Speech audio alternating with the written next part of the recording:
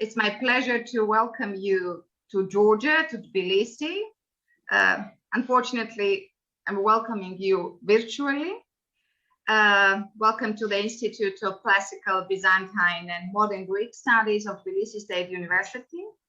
We are happy and honored to host the international online conference on teaching classical languages in the 21st century, Vitae Discimus. And I am honored to present the exceptional keynote speaker, Christian Laes. Well, let me introduce him. Actually, he's representing whole Europe, I would say. He is a full professor ordinarius of ancient history in the University of Manchester. And he's an extraordinary professor in the University of Antwerpen in Belgium. And he is president of Euroclassica. And what's Euroclassica? I'm sure that most of you already know. But if you don't know, Christian will tell us, will give us more info. Thank you so much on behalf of the organizing committee and on behalf of our institute to accepting our invitation. Well, you're welcome, and the floor is yours. If necessary, you may share the screen if you need it. Thank you. Well, thank you so much for this very kind introduction, Irine. It's a pleasure. It's an honor to be in Georgia, be it only virtually. And it was a pleasure in the last minute listening to a language of which I cannot even read one letter. Still, it was thrilling and intriguing to me just to listen to it. Right, I will immediately start sharing my screen because I indeed have a presentation for you about Euroclassica. Okay, so here we go. Dear audience, I have to start with a confession. Personally, I'm not usually fond of large and impersonal organizations that dictate their will from above to those who work on the field, as it is said. Neither am I keen on endless official meetings that do not always stand out for professional fun or creativity. So, back in 2009, I left for my very first Euroclassica conference in Skopje, North Macedonia, with mixed feelings. But already, after a first wonderfully informal evening on a sunny square of a capital unknown to me, it's actually here, of course, Skopje, the proverbial ice was broken. Here, I met a group of deeply enthusiastic and motivated people who shared their passion for ancient culture in friendship. My passion and zeal for Euroclassica was born on this very same evening. So this was end of summer, end of August 2009 for me, and this was my very first Euroclassica conference, as you can see, Republic of North Macedonia, Skopje, but also including all the other beautiful places like Ohrid, like Bitola. We saw like the whole of the country in 4 days. This was the start of, for me, of a series of conferences, but actually this is a series which exists already from 20 years before. So I guess the first Euroclassica conference was in 1991. Now in this decade of mine, I managed to see these various places all over Europe and to meet people in all these various capitals, like there have been, as you can see, first Madrid in 2010. The next Euroclassica conference was in Paris, 2011. Then we went all to the north to the Baltic states for Vilnius in 2012, going south again for Lisbon, 2013, north for Copenhagen, 2014. Then all the way to little but very sympathetic Malta with a conference in La Valletta in 2015. Athens for the 25th anniversary conference, had the conference in 2016. We went to the Netherlands, Leiden, 2017. London, John is here. Hello, John. John, we had the marvelous conference in London, 2018. Then I organized Antwerp, Belgium, 2019. And unfortunately, and to our deepest regret, the 2020 conference had to be online, but it happened. And we had like a full general assembly about which I will tell you something more later on. We do plan and we have high hopes and expectations to have our next conference, which will be our 30th anniversary conference this year, end of August, 27th till 29th of August in 2 countries. That is starting in Croatia, in Split, but also having 1 day and conference in Bosnia-Herzegovina in the city of Mostar. What is happening at these annual Euroclassica conferences? Well, I start with what for me is the most important thing, and which really makes up not only the delight, but also the great interest of these Euroclassica events. That is the opportunity for having informal contacts between teachers and academics from, I would say, about 20 different regions or countries all over Europe. I think it is rare that one can be in a conference where you can, for instance, discuss methods of teaching Greek and Latin in, say, Croatia, and compare this to the way people do this in, let's say, Great Britain, in England. But I remember these conferences, for instance, in London 2018, where there was a sort of bookshop where you could really, like literally, take in your own hands all books, handbooks that existed for education in and teaching of Greek and Latin, both in English secondary schools and at university level. I remember an occasion in Leiden, this was 2017, where the Euroclassica conference was actually combined with a conference for teachers of classics all over the Netherlands. And this is exactly what the colleagues from Croatia and Bosnia are planning to do this year too. So to really have this interaction between teachers from the specific region and participants coming from all over Europe. I think it's very typical also of Euroclassica that we always had that unique combination of, let's say, teachers, secondary school teachers of classics and ancient culture, and academics. So both are there, and there is that sort of unique collaboration with what we would call the level of university, academia, and what is going on the field in these gymnasia, in these secondary schools. So if, again, you ask me about personal experience, that has always enriched my views on classics so much that each single year I had the opportunity of meeting so many people who are working in very different traditions too. Of course, the Euroclassica conferences also offer what is often called continuing professional education.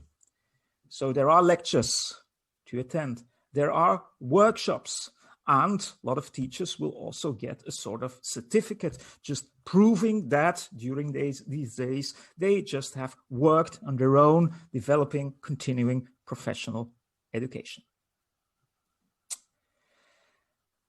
Each single Euroclassica conference also has its General Assembly.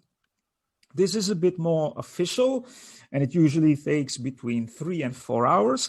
But what happens at this General Assembly, basically all delegates from each single country come together and they discuss what needs to be discussed about an organization. That is plans for future conferences, things that have been going on, finances, each 4 years, the elections, and all practical matters that come up. There's possibility of voting also, so each country has been granted one vote. We're like a democratic association for sure, and basically everything that happened on these general assemblies, so the reports of it, are always also published in our Euroclassica newsletter. Each Euroclassica conference also has its cultural trips. That usually happens at the beginning of the conference and also at the very last day. So usually we have something like Thursday for the beginning, then Friday, Saturday. Sunday mostly is a cultural trip. I already mentioned the example of my first experience of seeing North Macedonia. Now the last conference we could have like in person in Antwerp 2019. The trip on Sunday was a trip to what is called the Venice of the North. So we went to Bruges for those who were interested.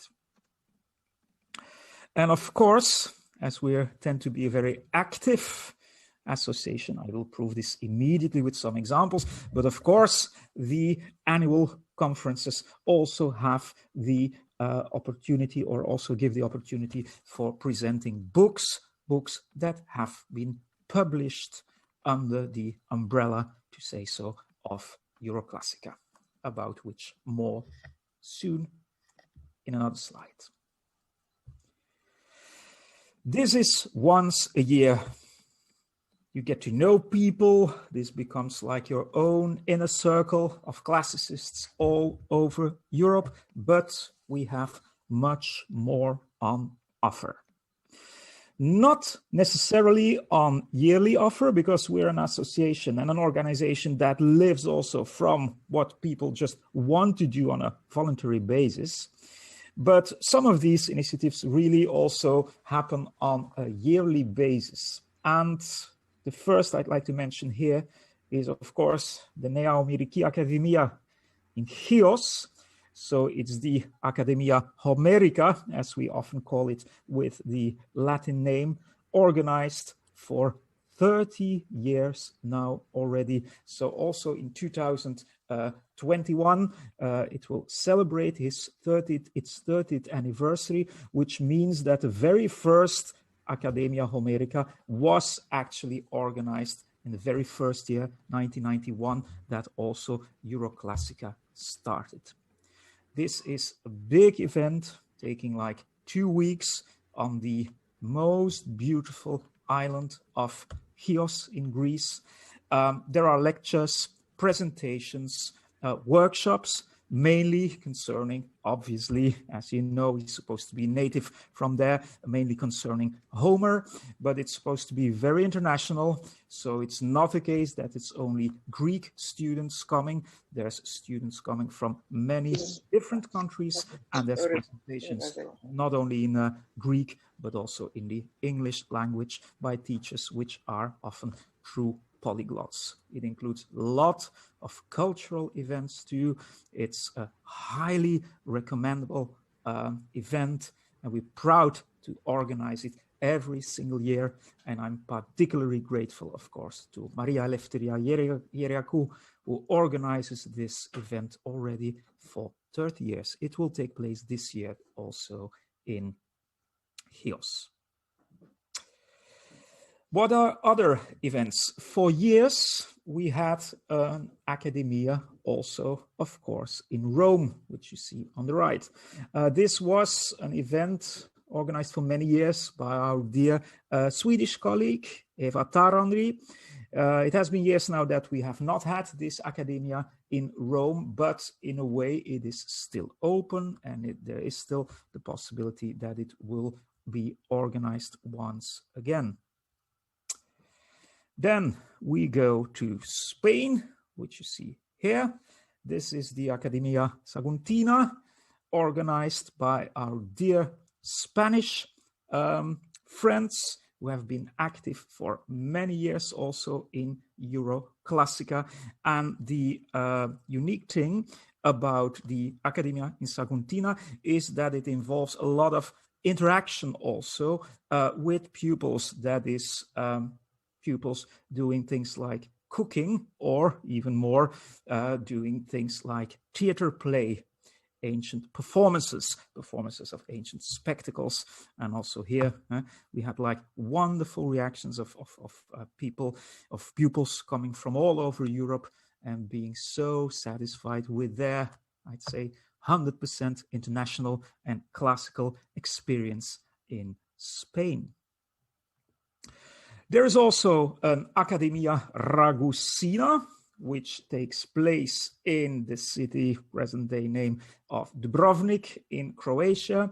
I think it's some years ago now that the last Academia Ragusina was held, but also there, it's supposed to be very international. There are workshops, there are presentations, not only in Croatian, but also in English. And some years ago, there was a beautiful book on epigraphy and digital classics, which came out just in the gremium of the Academia Ragusina, again, as you may imagine, on a wonderful spot. And last but not least, it's only in its second year now, but it's promising to become a new tradition too.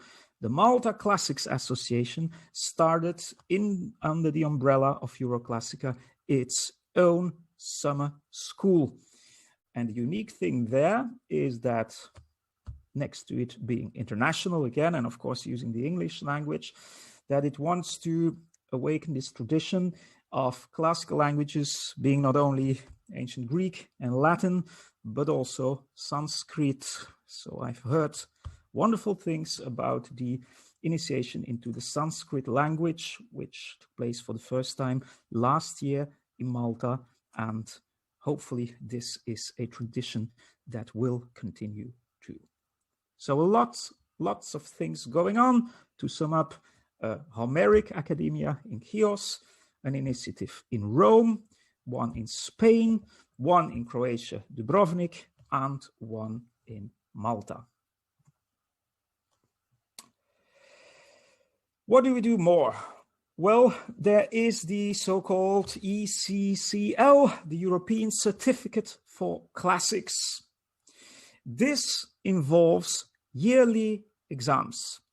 Exams which are called either EGEX or ELEX, EGEX standing for Greek exams, and ELEX, of course, standing for European Latin exams.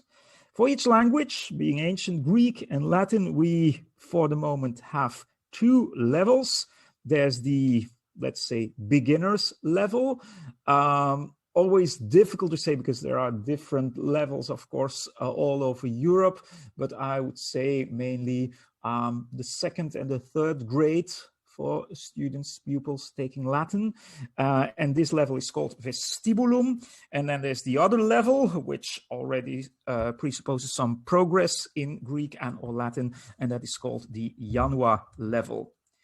I'm not going to tell you much more about this European certificate and about the exams because of the fact that my two dear colleagues and member of the committee, Bärbel Fleck from Germany and Jeroen Vis from the Netherlands, will have a presentation on this in Tbilisi, if I get it right, tomorrow, February the 26th, and they will basically explain you everything you want to know about the ECCL, for which also Georgia is, of course, most welcome to join.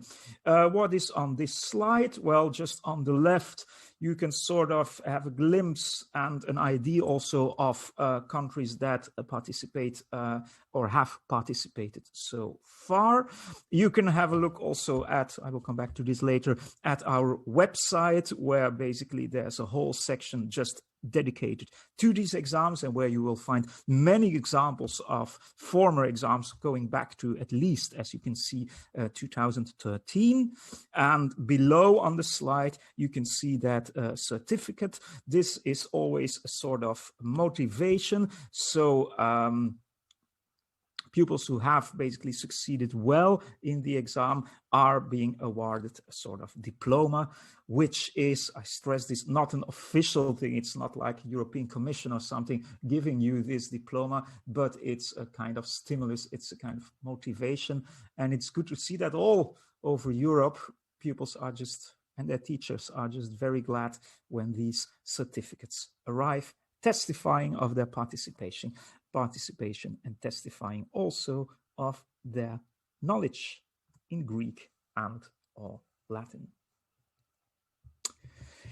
Of course, we're aware of the saying that scripta manent, that books and the written word are supposed to remain forever, and that's why we publish too. And I just wanted to present some, there are others, but some of our important recent publications, which may be of direct interest to all of you present here. First of all, this one was presented in 2015 in La Valletta in Malta. There's the book called European Symbols. This has been developed by our Austrian colleagues, Andreas Stiel and Peter Glatz, and also under the umbrella of the Amici Latini, as you can see. And it's basically meant to be a school book. It's such a pity we cannot meet in person now, and it may look a bit silly, but I will still show you the book now.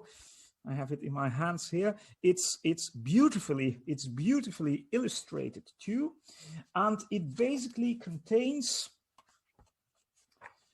about, and let me see, about 20 chapters. Each chapter, I guess you can see the flags, each chapter representing a country, which is part of Euroclassica, and each chapter basically having one text and one monument also, which represents this country. And what happens is that the texts that are selected are Latin texts or ancient Greek texts, and they are basically explained for secondary school students. So you get a text with lots of introduction, explanation for pupils and teachers, also with annotations. And you could basically just use this with your pupils as a sort of introduction to Europe and European culture, which is always based on that ancient Greek and on these ancient Greek and Latin fundaments. I don't know how this is in other countries, but surely in a place like Flanders nowadays, there's lots of things going on about internationalization and the importance of having a good knowledge of English already from secondary school on, and the importance also of teaching some other subjects next to English language in English. Well, here we have it, of course, for our Euroclassica, because here we have the European symbols. So you could basically in Spain read with your students in English and with a Latin text also about, let's say, a classical monument somewhere in Germany. So this is all possible, it's all there, everything is ready, and it's a great tool to use in classroom. It really belongs to secondary schools. And then we have two other projects of which we are really very proud, and I wanted to present them to you too. This belongs more to academia, but again, these are articles that may be used also in secondary schools. So the first that came out by our Portuguese colleague, Professor Francisco de Oliveira, is the Europatria book. Came out like 6 or 7 years ago by now, and basically it introduces the Latin tradition in different countries all over Europe. So for instance, how has Latin been also in the Middle Ages and in the modern age, how has Latin been foundational for Portugal? And then you will get that chapter on Portugal. How has this been in Switzerland? Again, an article, a chapter for Switzerland. Each of these chapters have long Latin fragments also with commentary, with full introduction and annotations. So these are really chapters to use for scholarly purposes or even for translating them for classroom use. Same about another book, or same for another book which came out 2 years ago, and this one is again by Francisco Oliveira together with Ramon Martinez, and it's called Europatrida. It's pretty much the same story, same chapters, but now, mind, for ancient Greek. And I was so happy when Googling and just browsing through what is there for Tbilisi and Georgia University and how important the Greek tradition is there. But I can guarantee you that when you read Europatrida, you will see that even for a country like Belgium or the Netherlands, that ancient Greek tradition has been very important. Sometimes even up to the 19th and the 20th century, you will find poets also there just writing in ancient Greek. And that is basically what we present in Europatrida. There's one thing I'd like to stress for this slide too. So both Europatria and Europatrida are bilingual volumes. That is, while most of the articles are written in English, you will also find articles written in French. Our association, Euroclassica, from 1991 is a bilingual association, so both languages used, which we also do in the General Assembly and in the publication of newsletters, both languages used are French and English. I think that you may have expected from a Belgian to stress this too. Right, there's other things also under the heading of Scripta Manent. These are our journals. For a very long time, this is already more than 20 years, and I guess it was there from the very beginning, so almost 30 years now, we have our annual newsletter, which you can all find on the internet, on our website. Since 2 years, we decided to have this as open access only. So it's not printed anymore, but it's always accessible. And basically all issues are there.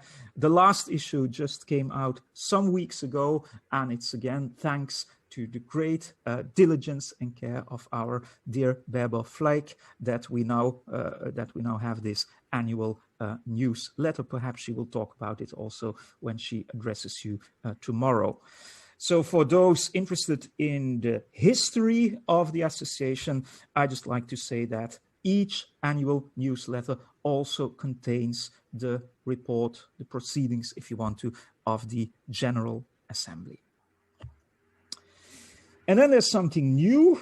This has been going on for some years now, but the Austrian initiative of the most beautiful journal, Cursor, has now become like a journal also that belongs to Euroclassica. And this is our dear Peter Glatz, who mostly takes care of Cursor.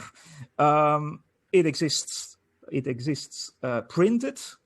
It has beautiful print, absolutely beautiful volumes, but it also exists as open online access. And this is what I selected for the present day, for the today Georgian audience. It's in the 2019 issue.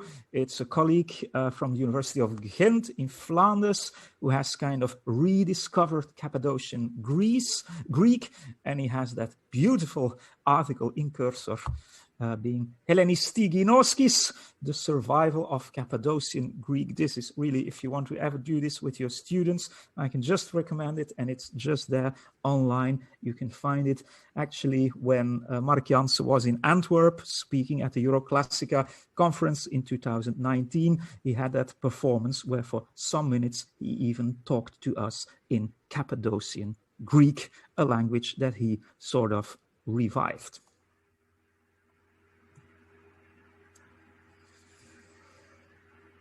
Okay, we never stand still, so we're always in progress, evolution, developing, of course. So there's many forthcoming projects.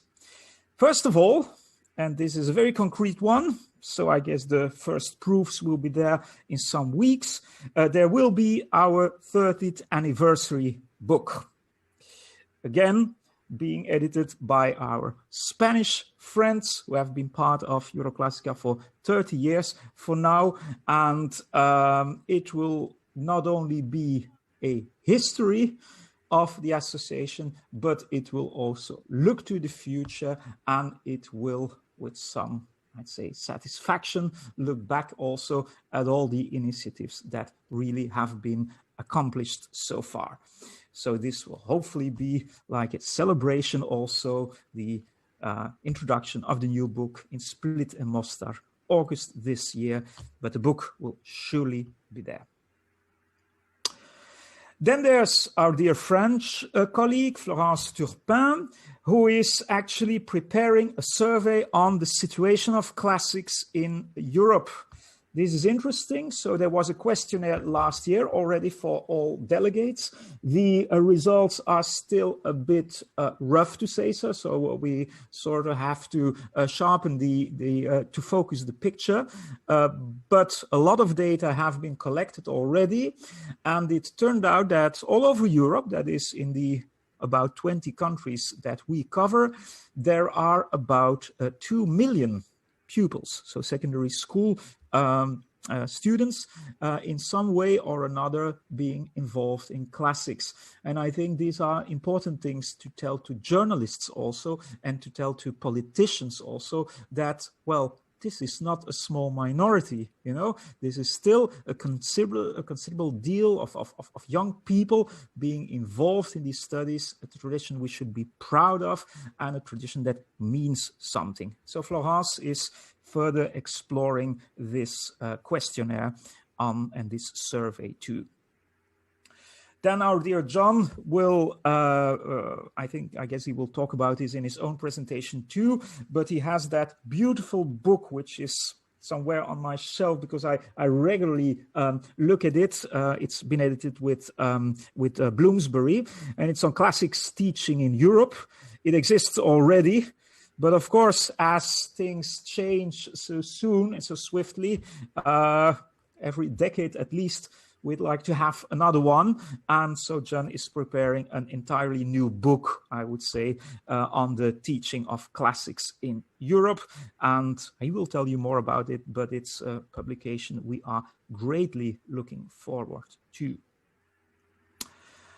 At the same time, because these things are evolving so fastly and because people always want to be informed and to be kept informed also, we decided that synchronously with John Bowler's book, we would also have articles in Cursor on classics in different countries, and there have been beautiful contributions already about, for instance, classics in Switzerland, the fight for classics in Europe, organizing of classics in Flanders, and there's many others coming up too. So basically the idea is that when you look at Cursor, for each year there will be at least one article about the situation of classics in a specific country. Isn't that a nice invitation also to introduce Georgia into Cursor and into this whole project?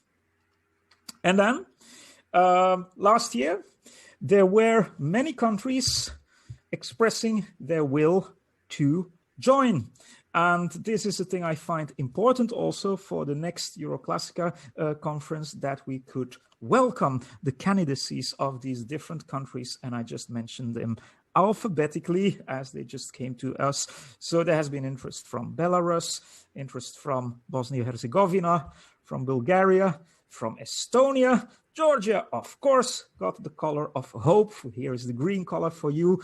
But also from Ireland, who for one reason or another are not yet members. From Kosovo, from Poland, from Serbia, and from Slovenia. Let's see what happens. But I keep on writing to people asking about their plans. But I have to say that I never had a country that just contact us automatically, just out of the blue. So I was so pleased to get the notice from Georgia. Right. I think that nowadays an association, an organization can hardly exist without the internet, so without a website. So we just did our utter best, and I would just invite you to have a look at this web page once or many times, of course. So basically everything that involves Euroclassica is there. So our organization, the member states, also topical are the things which are very actual at the moment. Then the activities, the exams, publications, book reviews. This is also a thing that our John Bowler takes care of most diligently, and all sorts of links. It's all there. It should work. So please have a look at the Euroclassica web page. Of course, we try to be as active as possible on all other social media too, which are there, which means that you can also find us via Twitter. So there's the own Twitter account for Euroclassica. And as you may have seen, this conference in Tbilisi has been announced and advertised also via our Twitter account. And since about 1 year now, we also sort of revived our Facebook page. So if you just go to Facebook and you type in Euroclassica, you will immediately find it. It's open. It's organized by Eva Tarandi from Sweden again. But you will see that we basically announce everything that is just going on in the world of classics, and feel free to advertise whatever you'd like to advertise. So this will be the end of my presentation, leaving some time for questions, which I hope will be there. But I started in 2009 in Skopje, North Macedonia, and I end the presentation exactly 10 years later in 2019, when we had our last face-to-face conference in Antwerp, where you see John, who kindly then, as the former president, hands over the medal to me, being the new president for these 4 years. And you see also the happy new elected committee on the right, and you see all people who took part in the 2019 conference just before the farewell dinner evening, a Saturday evening in beautiful Antwerp, 2019. This will be my promotional talk. I'm very grateful again for the invitation and for your attention. And I would say that I'd like to open the floor for whatever question you might have. Thank you for listening. Thank you so much for so comprehensive, informative, inspiring, and also motivating, encouraging presentation. We do hope that we manage to Georgia manage to join Euroclassica soon. Thank you so much. Well, I have some questions, but I ask the audience to react for I ask the audience for the questions and comments. David, would you like to ask the question, please? Thank you very much. Can you hear me? Yes. Great. Christian, hello. Hi, David. What a surprise. Hi, Lovely to see you and hear you. Thank you very much. It's strange in a way that that this should be the context in which I hear about this side of the work of a close colleague. But that was extremely interesting. My question, in a way, it links to a question from yesterday, which Ronnie Ancona put to Arlene Holmes Henderson about how do you establish the habit of collaboration between universities and schools. Now, the first feature on one of your early slides, the first remarkable feature of Euroclassica, if I remember rightly, was this, the coming together of university academics and school teachers as a special feature of Euroclassica. So my question, which is a shamefully ignorant one, is in how many of the member states of Euroclassica is this a habit? Mm-hmm. What to say? That's a very good question, David, and it's a thing that goes to our heart, if I may say so, because I know that's also so important for you. I think it's just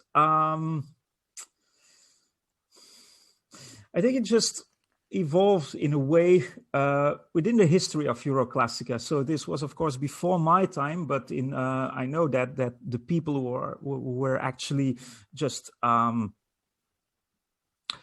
founding the Euroclassica organization, that they were often both academics and people involved with secondary school education.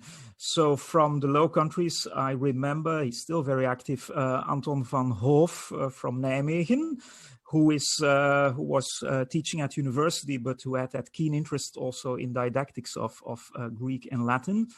And of course, Euroclassica only exists because of the fact that there are all these national organizations wanting to be part of. And what you see in most of these organizations is actually that you have that collaboration also between academics and secondary school teachers. And so it's a thing that perhaps just naturally evolved thanks to what was there from the very beginning in Euroclassica, and it's a tradition we should cherish for 100%. And then if you ask me, how do you want to do this concretely, I would say, well, by organizing all these things which are open to academics and people from secondary schools, by having that tradition also of inviting teachers also to the Euroclassica conferences, and by, from academia, for instance, organizing things like our European exams, or just taking care of these publications that I mentioned. So in a way, there has never been one plan, we're going to do this now, but it was a sort of spontaneous initiative which grew out of the association, and which makes it now, I think, very typical of our association, and a thing really to cherish, because it's just so important that we do this. There are so many, as you know very well, there are so many of these associations already for academics, but we really want to have this connection between the two worlds.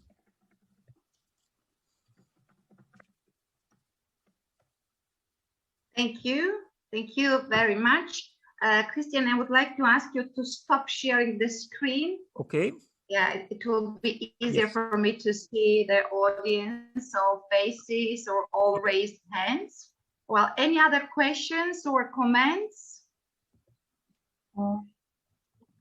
Maybe comment. Yes, Tina, please. Thank you so much for this rich information about structure and activities of your most prestigious, I would say, federation. Therefore, for the argument of urgency of its existence for European classics. Of course, it's not dictating needs, but dissolving problems and needs we have. And it's really a most effective means to maintain and to develop classical languages and classics altogether. And on the other hand, to prevent classics from outer attacks, I mean, from the, let's say, academic demands orientated on marketing. I do believe it is. Mm-hmm. And thank you very much for welcoming Georgia to Euroclassics. And I would like to ask you, are there any criteria an institution should meet to enter Euroclassica? Yeah, There are, absolutely. So this is actually described. You can find it on the web page too. But basically, as an association, so an association can say, well, we want to be part of Euroclassica as the Georgian association, for instance. What you basically need to show is that you have that kind of organization, and that this brings us back to David's question also, that there is an involvement also with secondary school teaching.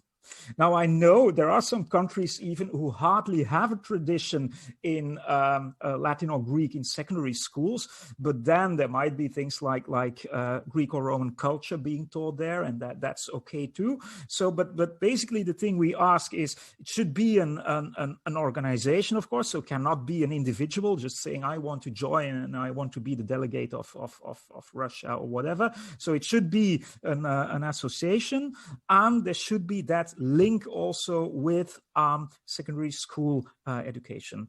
But as long as this is there, we're very open, you know. So basically, I write to the person who says like, well, we would like to join. I just tell something about the criteria, and I just ask to send an official letter. And then this is discussed on the during the General Assembly, and then it is discussed whether the candidacy may be accepted, which it usually is, of course. When people make a good case, there's no point why we would say no. On the contrary, we would absolutely welcome new participants. Okay, thank you. Any other question or comment? If I may say one thing more. Yes, so we also have the possibility of what is called associated members.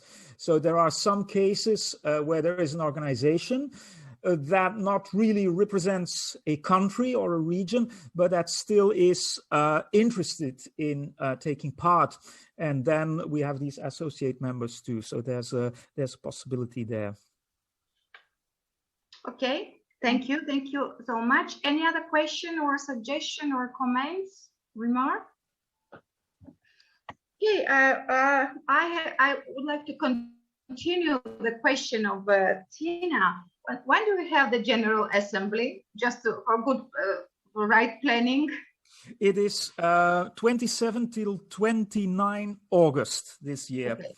Yeah. So we still have time. Yeah. So I think that I have to look in my agenda, but the conference in Split starts on a Friday, indeed, the 27th. So mostly people arrived like something like the 26th, and then it ends the 29th, which means that the assembly itself, so the General Assembly meeting will most probably be Saturday the 28th.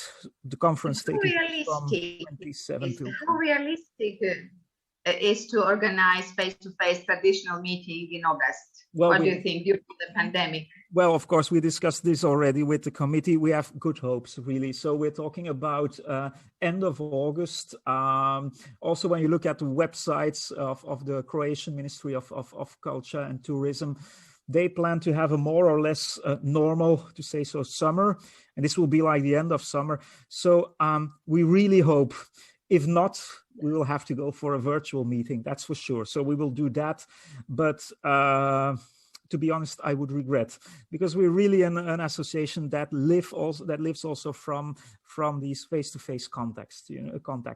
So it's we have missed it a lot, but of course it was not possible last year, and we can't do the impossible. But I think that, well, of course, we will regularly inform people. We will be very flexible, of course, also as we did last year. So people who had paid for the conference, they were just refunded afterwards. So we will be very flexible, but we will do our 100% our best to have a face-to-face meeting whenever possible, but we won't do crazy or impossible things, of course, that's for sure.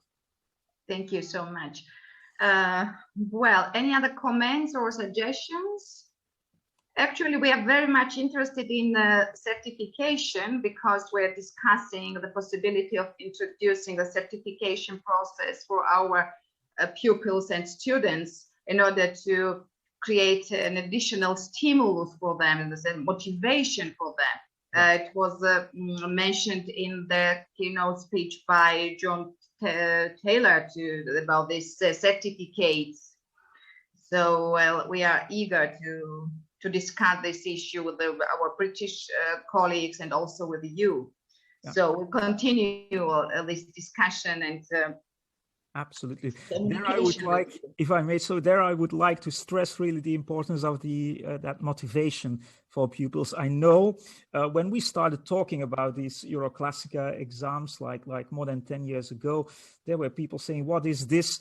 You cannot ever impose a program on us." And of course, that's the least we want to do. Yeah, because there's so many differences. You know, there are some countries for which even the vestibulum level is already kind of a difficult thing to attain. Well, so be it. Yeah, it's only so we don't have the power and we don't have the intention to just impose things, but we just want to stimulate people's interest and say, well, this is there, and why not try an exam? This is great, of course, an exam that is being done in Georgia, and at the same time, you know that there are boys or girls of same age who are doing this in France or in the UK or in Portugal, and that just gives this motivation, you know, and that's why we do it. That is actually really the main reason. And of course, well, afterwards there's the certificate, and I know that schools like to advertise, well, we have these certificates and so on, and that's fine, that's good, as long as you look at it as really this is because of pure motivation and love for classics. Thank you so much. And I do hope that in the future, in the landscape of Euroclassica and different events, there will be Georgia as a country of golden as well. So let's start with the membership, and then let's hope for the better future. And by the way, I'm very happy that I had a possibility to meet personally Maria Eleftheria Yatrakou and also Jose Luis Navarro. Okay. Really taken part in many different events in Greece. By the way, the founder of our institutes, Professor Emeritus, Professor Bordesiani, one of the most well-known scholars of classics of post-Soviet countries, was invited several times to Chios to deliver papers to speak about Homer. And unfortunately, he wasn't able to accept this invitation. So maybe I didn't know that, so I should have mentioned that there was that link. I didn't know about it. So Jose Luis is, of course, the Spanish colleague I mentioned when we discussed the Europatria and the Europatrida books, and he's also involved in the preparation of the 30th anniversary book. So he has been active in Euroclassica, I think, for 30 years by now. So he's by the way, I first learned about Euroclassica from him, from Jose Luis Navarro, and later from Maria Eleftheria Yatrakou. So now it's okay. Well, they have been. But I could not imagine to have the president of Euroclassica, the keynote speaker at our conference, and we are really very happy to have you here with us. It was my pleasure. Absolutely. Thank you so much. Thank you again on behalf of the organizing committee and our institute. And as we have already discussed, we are looking to host you in Tbilisi after the end of pandemic, of course. Of course.